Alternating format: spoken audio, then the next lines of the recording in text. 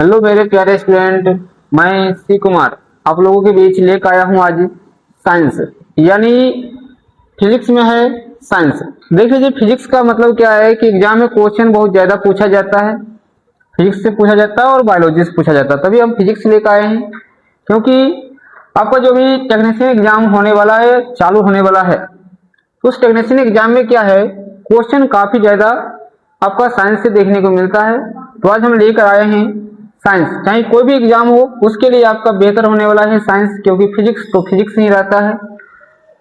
चलिए तो हम स्टार्ट कर रहे हैं आपका फिजिक्स। अगर आपको ये वीडियो अच्छा लगेगा तो क्या कीजिएगा, लाइक कर दीजिएगा, शेयर कीजिएगा, कमेंट कीजिएगा, सब्सक्राइब कीजिएगा और ये वीडियो को अंत तक जरूर देखिएगा, क्योंकि पूरे वीडियो में कुछ न कुछ खास चीज है आपका, शुरू से लेकर अंत तक। तो चलिए हम स्टार्ट कर रहे हैं। जैसे है आपका सीजीएस पद्धति का दूसरा नाम क्या है, इसको हम फ्रेंच पद्धति कहते हैं। सीजीएस पद्धति का दूसरा नाम क्या है, फ्रेंच पद्धति इसको कहते हैं। अब देखिए, कभी कभी पूछ लेता है सीजीएस का फुल फॉर्म क्या होता है, तो सेंटीमीटर ग्राम सेकेंड सिस्टम होता है। क्या होता है सीजीएस का full form, centimetre gram second system होता है सीजीएस का फुल फॉर्म। और सेंटीमीटर क्या होता है, ये लंबाई का मात्रक होता है। सीजीएस पद्धति में लंबाई का मात्रक अगर देखा जाए तो क्या होता है, सेंटीमीटर होता है। जी मतलब ग्राम, ग्राम क्या होता है, तो आपका ये द्रव्यमान का मात्रक आपका ग्राम होता है सीजीएस पद्धति में। और सेकंड, एस का मतलब क्या होता है, सेकंड। सेकंड देखा जाए तो ये समय का मात्रक होता है सीजीएस पद्धति में। पूछा जाएगा सीजीएस पद्धति में लंबाई का मात्रक क्या होता है, तो सेंटीमीटर। द्रव्यमान का मात्रक क्या होता है सीजीएस पद्धति में, तो ये ग्राम। और समय का मात्रक क्या होता है, सेकंड होता है। सीजीएस पद्धति का दूसरा क्या नाम है आपका, फ्रेंच पद्धति भी इसको कहते हैं।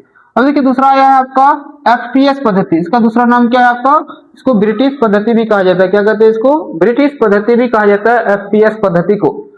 अब कभी कभी फुल फॉर्म पूछ देता है एफपीएस पद्धति का, तो फुट पाउंड सेकंड सिस्टम होता है। क्या होता है, फुट पाउंड सेकंड सिस्टम होता है। लंबाई का मात्रक फुट होता है, द्रव्यमान का पाउंड होता है, समय का सेकंड होता है। अब देखिए एमकेएस पद्धति को मीट्रिक पद्धति भी कहा जाता है। एमकेएस पद्धति क्या कहा जाता है, मीट्रिक पद्धति भी कहा जाता है। और इसका भी फुल फॉर्म पूछेगा तो मीटर किलोग्राम सेकंड सिस्टम होता है। क्या होता है, मीटर किलोग्राम सेकंड सिस्टम होता है एमकेएस पद्धति का। क्योंकि अभी यही प्रचलित है आपका एमकेएस ही पद्धति, पूरी दुनिया में अधिकांश जो है आपका एमकेएस पद्धति ही चल रहा है। क्योंकि इसमें लंबाई का मात्रक मीटर होता है, द्रव्यमान का मात्रक किलोग्राम होता है और समय का मात्रक क्या होता है, सेकंड होता है। एग्जाम में ये भी पूछता है कि सीजीएस, एफपीएस और एमकेएस में ऐसा कौन सा राशि जिसका मात्रक सेम होता है, तो समय का मात्रक सेम होता है, तीनों में सेकंड ही होता है। अब देखिए कुछ आपका क्या है, मात्रक है। जैसे देखिए चाल और वेग का दोनों का एक ही मात्रक होता है, वो होता है मीटर प्रति सेकंड। चाल और वेग का मात्रक सेम होता है, क्या होता है, मीटर प्रति सेकंड। फिर संवेग और आवेग का मात्रक क्या होता है, सेम होता है। संवेग और आवेग का मात्रक क्या होता है, सेम होता है। क्या होता है, केजी मीटर प्रति सेकंड। क्या होता है, केजी मीटर प्रति सेकंड होता है। फिर देखिए दाब हो गया, प्रतिबल हो गया, प्रत्यास्था गुणांक हो गया, ये सभी का मात्रक, ये चारों का मात्रक क्या होता है, तीनों का एक जैसा ही होता है। दाब, प्रतिबल, प्रत्यास्था गुणांक का क्या होता है, केजी प्रति मीटर प्रति सेकंड स्क्वायर। क्या होता है, केजी प्रति मीटर प्रति सेकंड स्क्वायर होता है। अब देखिए आपेक्षिक घनत्व हो गया, आपेक्षिक आर्द्रता, घर्षण गुणांक, आवर्धन, विकृति, इस सब का कोई मात्रक नहीं होता, यानी मात्रक विहीन होता है, यानी मात्रकहीन होता है, इसका कोई मात्रक नहीं होता। एग्जाम में क्वेश्चन पूछा जाता है। अब देखिए कुछ मान दिया हुआ, जैसे एक प्रकाश वर्ष बराबर कितना मीटर होता है, तो 9.467 गुणे 10⁻15 मीटर होता है। एक प्रकाश वर्ष बराबर कितना मीटर होता है, 9.467 गुणे 10⁻15 मीटर होता है। एक खगोलीय मात्रक पूछेगा कितना होता है, तो एक खगोलीय मात्रक होता है आपका 1.496 गुणे 10⁻11 मीटर। एक खगोलीय मात्रक क्या होता है, 1.496 गुणे 10 कितना होता है, 11 मीटर होता है। एग्जाम पूछता है। अब देखिए पार्सेक से भी एग्जाम क्वेश्चन पूछता है कि एक पार्सेक बराबर कितना मीटर होता है, तो 3.26 गुणे 10⁻16, 3.26 गुणे 10 क्या होता है, 16 मीटर होता है। या इसको कहते हैं 3.26 प्रकाश वर्ष। क्या कहते हैं, 3.26 कितना कहते हैं, प्रकाश वर्ष कहते हैं। और दूरी की सबसे बड़ी माप पूछेगा कौन सा है, आपका पार्सेक है। वैसे प्रकाश वर्ष भी क्या है, दूरी की मात्रक है। खगोलीय मात्रक भी क्या है, दूरी की मात्रक है। पार्सेक भी दूरी का ही मात्रक है, लेकिन दूरी का सबसे बड़ी माप पूछेगा या मात्रक पूछेगा। मात्रक इसको कर लीजिए, सबसे बड़ी मात्रक कौन सा है, तो आपका पार्सेक है। कौन सा है, पार्सेक है। पूछेगा दूरी का एसआई मात्रक क्या होता है, तो दूरी का एसआई मात्रक आपका मीटर होता है। अब देखिए एक एंगस्ट्रम पूछता है, एक एंगस्ट्रम बराबर कितना मीटर होता है, तो 10⁻10 मीटर होता है। और एंगस्ट्रम किसका मात्रक होता है, तरंगदैर्घ्य का। अब देखिए सदिश राशि से भी एग्जाम में क्वेश्चन रहता है कि सदिश राशि है क्या, तो जिसमें परिमाण और दिशा दोनों हो वो क्या कहलाता है, आपका सदिश राशि कहलाता है। जिसमें परिमाण और दिशा दोनों हो क्या कहलाता है, सदिश राशि कहलाता है। जैसे एग्जाम्पल ग्रुप में विस्थापन हो गया, वेग हो गया, त्वरण हो गया, बल हो गया, संवेग, आवेग, चुंबकीय क्षेत्र, ये सब क्या कहलाता है, आपका सदिश राशि कहलाता है। अदिश राशि जिसमें केवल परिमाण हो, अदिश राशि किसे कहते हैं, तो जिसमें केवल परिमाण हो उसे क्या कहते हैं हम लोग, अदिश राशि कहते हैं। अगर एग्जाम्पल देखा जाए तो द्रव्यमान हो गया, कार्य, ऊर्जा, शक्ति, चाल, ये सब क्या हो जाएगा, आपका अदिश राशि हो जाएगा। अब देखिए एग्जाम में गति का समीकरण से बहुत ज्यादा क्वेश्चन पूछता है। गति के 3 समीकरण होते हैं, प्रथम समीकरण, दूसरा समीकरण, तीसरा समीकरण। गति कितने समीकरण होते हैं, 3 को होता है, प्रथम, दूसरा और तीसरा। यहाँ से एग्जाम खूब ज्यादा क्वेश्चन पूछता है। तो गति का प्रथम समीकरण होता है v बराबर u प्लस at। गति का प्रथम समीकरण क्या होता है, v बराबर u प्लस at होता है। गति का दूसरा समीकरण होता है s बराबर ut plus half at square. क्या होता है, s बराबर ut plus half at square होता है। और तीसरा समीकरण होता है v स्क्वायर बराबर u स्क्वायर प्लस 2as होता है। अब देखिए जो प्रथम नियम है, पूछेगा गति के प्रथम समीकरण से यानी किसके बीच संबंध देता है। गति का प्रथम समीकरण जो है किसके बीच संबंध देता है, तो वो वेग और समय के बीच संबंध देता है। किसके बीच संबंध देता है, वेग और समय के बीच ये संबंध स्थापित करता है। गति का दूसरा समीकरण किसके बीच संबंध स्थापित करता है, तो विस्थापन और समय के बीच संबंध स्थापित करता है। किसके बीच करता है, विस्थापन और समय के बीच ये संबंध स्थापित करता है। तीसरा समीकरण जो है v स्क्वायर बराबर u स्क्वायर प्लस 2s, ये जो है वेग और विस्थापन के बीच संबंध स्थापित करता है। किसके बीच स्थापित करता है, वेग और विस्थापन के बीच क्या करता है, ये संवेग स्थापित करता है। अब देखिए अगले है न्यूटन के गति के नियम। तो न्यूटन साहब जो हैं गति के 3 नियम दिए हैं। न्यूटन साहब गति के कितने नियम दिए हैं, 3 नियम दिए हैं। गति का प्रथम नियम है, दूसरा नियम है और तीसरा नियम है।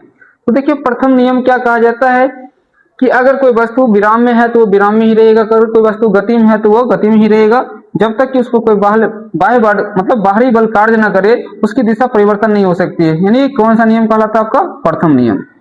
और इसको ही जड़त्व का नियम भी कहा जाता है। यानी गति के न्यूटन के गति के प्रथम नियम को ही क्या कहा जाता है, जड़त्व का नियम भी कहा जाता है। और इससे बल की परिभाषा मिलता है। किसकी परिभाषा मिलता है, बल की परिभाषा मिलता है। अगर एग्जाम्पल देखा जाए गति के प्रथम नियम का, तो जैसे मान लीजिए अगर हम बस चलाते हैं तो बस चलते ही क्या होता है, यात्री पीछे की ओर झुक जाता है, तो ये क्या होता है, प्रथम नियम के अंतर्गत ही आता है। अगर गाड़ी चल रही है, गति में है, अगर ब्रेक लगता है तो यात्री क्या होता है, आगे की ओर झुक जाता है, ये भी किसके नियम आएगा, आपका प्रथम नियम के अंतर्गत ही आ जाएगा। दूसरा नियम देखिए क्या है, तो दूसरा नियम से बल का व्यंजक मिलता है। न्यूटन की गति के दूसरा नियम से क्या होता है, बल का व्यंजक मिलता है। यानी F बराबर ma जो है ये किस समीकरण से मिलता है, आपका यानी कौन सा नियम से मिलता है, गति का दूसरा नियम से मिलता है। जैसे एग्जाम्पल में अगर इसका देखते हैं तो जैसे अगर मान लीजिए कोई मैदान में खिलाड़ी है, तो खिलाड़ी जो है उसको क्या होता है कि जब वो कैच लेता है गेंद को तो हाथ पीछे खींचता है, तो कौन आएगा, आपका दूसरा नियम। जैसे मान लीजिए कंबल को हम पीटते हैं और धूल कण क्या होता है, नीचे गिर जाता है, ये भी कौन सा नियम आएगा, दूसरा नियम आएगा। जैसे मान लीजिए क्या करते हैं, तो ये सब क्या पेड़ को हिलाते हैं और पेड़ से पत्ता गिरने लगता है, कौन सा नियम आएगा, दूसरा नियम। अब देखिए तीसरा नियम क्या है, तो इसको कहते हैं क्रिया के विपरीत प्रतिक्रिया। यानी क्रिया के विपरीत क्या होता है, प्रतिक्रिया होता है तीसरा नियम में। अब तीसरा नियम के अगर एग्जाम्पल देखा जाए तो रॉकेट का चलना, ये क्या कहलाता है, आपका तीसरा नियम। जैसे कोई नदी में है और नाव पर छलांग लगेगा तो नाव का पीछे हटना क्या कहलाएगा, तीसरा नियम कहलाता है। और इससे किसका पता चलता है, बल की प्रकृति का। न्यूटन के गति के तीसरा नियम से किसका पता चलता है, बल की प्रकृति से। पहला से बल की परिभाषा, गति न्यूटन के दूसरा नियम से बल की व्यंजक, और तीसरा नियम से क्या पता चलता है, बल की प्रकृति का पता चलता है। अब देखिए घर्षण, तो घर्षण आप लोग जानते होंगे कि गतिशील वस्तु के विपरीत यानी गति के विपरीत दिशा में लगने वाले बल क्या कहलाता है, घर्षण कहलाता है। घर्षण जो है हमेशा विपरीत दिशा में लगता है। तो घर्षण कुछ प्रकार लिखा हुआ है, जैसे स्थैतिक घर्षण है, सर्पी घर्षण है, लोटनिक। स्थैतिक मतलब कोई स्थान पर रखा हुआ कोई वस्तु है, उसके द्वारा जो घर्षण लग रहा है वो क्या कहलाता है, स्थैतिक। सर्पी मतलब उसकी सरक रहा है, तो सरक रहा है जिसके कारण लग रहा है तो क्या हो, सर्पी। लोटनिक मतलब लुढ़क रहा है तो क्या हो जाएगा, लोटनिक। अब देखिए क्या होता है, सबसे कम अगर घर्षण देखते हैं तो लोटनिक में होता है, उससे ज्यादा थोड़ा सर्पी में होता है, सर्पी से ज्यादा घर्षण किसमें होता है, स्थैतिक में होता है। यानी सबसे कम अगर घर्षण बल देखा जाए तो लोटनिक में, लोटनिक से ज्यादा क्या किसमें होता है, सर्पी में, और सर्पी से ज्यादा क्या होता है, स्थैतिक में होता है। अब देखिए यहाँ पर कार्य दिया हुआ है, तो कार्य किसे कहते हैं, जब हम कोई काम करते हैं, यानी ये भी कह सकते हैं बल और विस्थापन का गुणनफल क्या कहलाता है? कार्य। बल और विस्थापन का गुणनफल क्या कहलाता है? आपका कार्य कहलाता है। और कार्य का SI मात्रक क्या होता है? जूल होता है। कार्य का SI मात्रक क्या होता है? जूल होता है। एक और मात्रक होता है न्यूटन मीटर भी होता है। कार्य का SI मात्रक क्या होता है? न्यूटन मीटर भी होता है। एक और मात्रक होता है, देख लीजिए यहाँ पर, केजी मीटर स्क्वायर प्रति second square. KG metre square प्रति सेकंड स्क्वायर भी क्या है? कार्य का मात्रक है। पूछेगा कार्य का CGS मात्रक क्या है? तो अर्घ है। CGS मात्रक क्या होता है? अर्घ होता है। और एक जूल बराबर कितना अर्घ होता है? तो 10⁻7 अर्घ होता है। कभी कभी एग्जाम में पूछ देता है एक अर्घ बराबर कितना जूल होता है? तो 10⁻⁻7 जूल होता है। अगर एक अर्घ बराबर पूछ दिया जाए कितना जूल होता है, तो 10⁻⁷ जूल होता है। कार्य का अगर कुछ एग्जाम्पल देखा जाए कि कार्य हो रहा है या नहीं हो रहा है, तो अगर दीवार को धक्का देना तो क्या हो रहा है? वहां पर कार्य शून्य होगा। और दीवार को कोई व्यक्ति धक्का दे रहा है तो वहां पर कार्य क्या होगा? शून्य होगा। सीढ़ी पर कोई चढ़ गया छत पर, फिर छत पर सीढ़ी पर से उतर गया, तो कार्य वहां भी क्या होगा? शून्य होगा। अगर कोई व्यक्ति 10 kg का मतलब माथा पर मतलब सिर पर रखकर वजन कई वर्षों तक एक ही स्थान पर खड़ा है, तो वहां भी कार्य क्या होगा? शून्य होगा। अब देखिए आपका ऊर्जा, तो कार्य करने की क्षमता को क्या कहते हैं हम लोग? ऊर्जा कहते हैं। ऊर्जा किसे कहते हैं? कार्य करने की क्षमता को ऊर्जा कहते हैं। अब देखिए यहाँ से पूछेगा ऊर्जा का SI मात्रक क्या होता है? तो जूल होता है ऊर्जा का SI मात्रक। और CGS मात्रक क्या होता है? अर्घ होता है। बहुत से प्रकार की ऊर्जा होते हैं, लेकिन इसको दो भागों में हम बांट खास करके पढ़ते हैं। एक होता है ये आपका गतिज ऊर्जा, दूसरा स्थितिज ऊर्जा। क्या होता है? गतिज ऊर्जा और स्थितिज ऊर्जा में बांटते हैं। अब देखिए यांत्रिक ऊर्जा पूछेगा कौन कौन ऊर्जा का योग होता है? तो यांत्रिक ऊर्जा जो है आपका गतिज ऊर्जा और स्थितिज ऊर्जा का दोनों का योगफल होता है। यांत्रिक ऊर्जा क्या होता है? गतिज ऊर्जा और स्थितिज ऊर्जा का योगफल होता है। अब देखिए यहाँ पर गतिज ऊर्जा का कुछ समीकरण दिया हुआ है, यानी काइनेटिक एनर्जी का समीकरण होता है 12 mv²। क्या होता है? 12 mv² होता है गतिज ऊर्जा का समीकरण। अब गतिज ऊर्जा कहते किसे हैं? आप लोग जानते होंगे। तो गतिशील वस्तु के कारण जो ऊर्जा उत्पन्न होती है क्या कहलाता है? गतिज ऊर्जा। और स्थितिज ऊर्जा क्या होता है? कोई वस्तु की स्थिति के कारण जो ऊर्जा उत्पन्न होती है क्या कहलाता है? स्थितिज ऊर्जा। और इसका समीकरण होता है mgh। स्थितिज ऊर्जा का समीकरण क्या होता है? mgh होता है। अब देखिए कुछ नाभिकीय ऊर्जा, नाभिकीय ऊर्जा पर आधारित कुछ सवाल है आपका। देखिए परमाणु बम को क्या कहेंगे? नाभिकीय ऊर्जा। हाइड्रोजन बम, नाइट्रोजन बम, ये सब क्या आता है? नाभिकीय ऊर्जा के अंतर्गत आता है। गतिज ऊर्जा देख लीजिए, इसका एग्जाम्पल दौड़ता हुआ लड़का, चलती हुई बस, रनवे पर चला हुआ यानी चला हवाई जहाज में, रनवे पर चल रहा है हवाई जहाज, तो क्या हो जाएगा आपका? गतिज ऊर्जा। बहता हुआ पानी क्या हो जाएगा? गतिज ऊर्जा। चलती हुई हवा क्या हो जाएगा? गतिज ऊर्जा हो जाएगा। स्थितिज ऊर्जा की अगर बात किया जाए तो तना हुआ धनुष, तना हुआ स्प्रिंग, छत से लटका पंखा, जैसे बांध में पानी इकट्ठा है तो उसमें भी क्या है आपका? स्थितिज ऊर्जा ही रहता है। संवेग देखिए, संवेग किसका गुणनफल होता है? ये भी एग्जाम पूछता है। संवेग किसका गुणनफल होता है? तो द्रव्यमान और वेग का गुणनफल क्या कहलाता है? आपका संवेग कहलाता है। और संवेग का जो मात्रक होता है केजी मीटर प्रति सेकंड होता है। क्या होता है? केजी मीटर प्रति सेकंड होता है संवेग का मात्रक। आवेग किसका गुणनफल होता है? ये भी क्या पूछता है। बल और समय का गुणनफल क्या कहलाता है? आवेग। बल और समय का गुणनफल क्या कहलाता है? आवेग। और द्रव्यमान और वेग का गुणनफल क्या कहलाएगा? संवेग कहलाएगा आपका। और बल और विस्थापन का गुणनफल क्या कहलाएगा? आपका कार्य कहलाता है। ये भी याद रखिएगा। अब देखिए आवेग का मात्रक पूछेगा तो केजी मीटर प्रति सेकंड होता है। क्या होता है? केजी मीटर प्रति सेकंड होता है। अब देखिए शक्ति, कार्य करने की क्षमता को क्या कहते हैं? शक्ति। कार्य करने की दर को शक्ति कहते हैं। और शक्ति का के लिए एक फॉर्मूला होता है कार्य बट्टा समय। क्या होता है? शक्ति बराबर कार्य बट्टा समय होता है। और इसका मात्रक देखा जाए तो वाट होता है।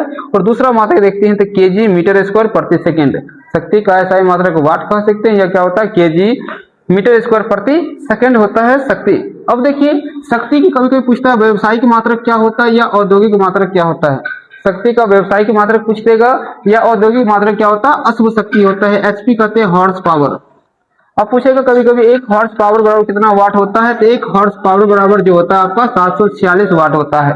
एक एचपी बराबर कितना वाट होता है? 746 वाट। अब देखिए यहाँ पर जी यानी सार्वत्रिक गुरुत्वाकर्षण नियतांक। जी का मतलब क्या होता है?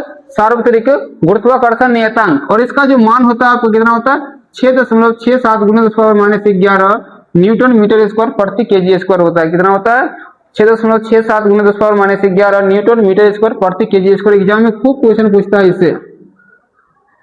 अब देखिए जो जी का मान होता है सभी जगह पर एक जैसा ही होता है। चाहे अब हम पृथ्वी पर देखिए, चंद्रमा पर देखिए, कहीं भी जाएंगे अगर, तो जी का मान क्या होता है? सेम रहता है। अब स्मॉल जी का मान देखिए कितना होता है? 9.8 मीटर प्रति सेकंड स्क्वायर होता है। क्या होता है? स्मॉल जी का मान 9.8 मीटर प्रति सेकंड स्क्वायर होता है। ये कहाँ होता है? पृथ्वी पे होता है।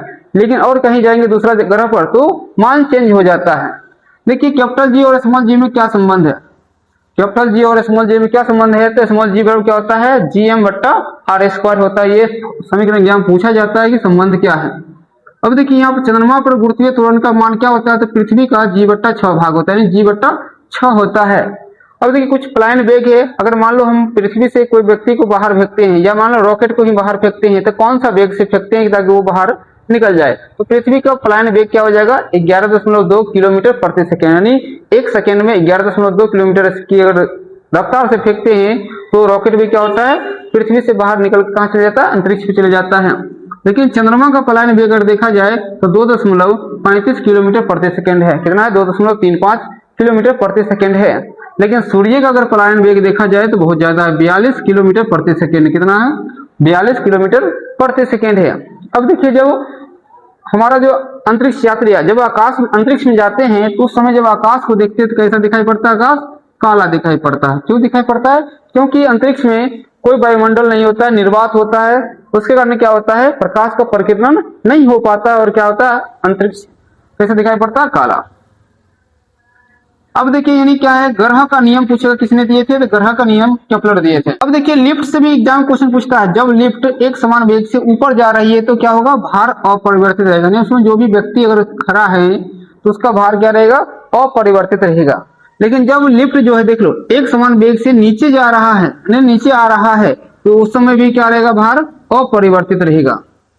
फिर अगला है यदि लिफ्ट ए त्वरण से ऊपर जाएगा तो क्या होगा, व्यक्ति का भार बढ़ जाएगा। जब लिफ्ट ए त्वरण से नीचे आएगा तो व्यक्ति का भार क्या हो जाएगा, घट जाएगा।